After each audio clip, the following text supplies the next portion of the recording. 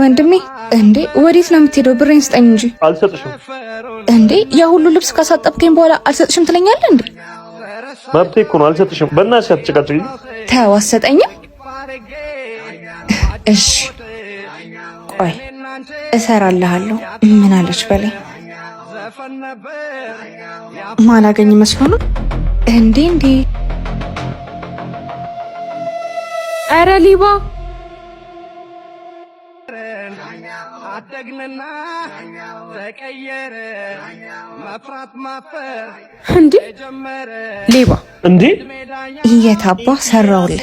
አንቺ ምንድነው? ሌባ ደግሞ ምንድነው ይለኛል እንዴ? እንደውም ለፖሊስ ነው እሺ ማስይዝ።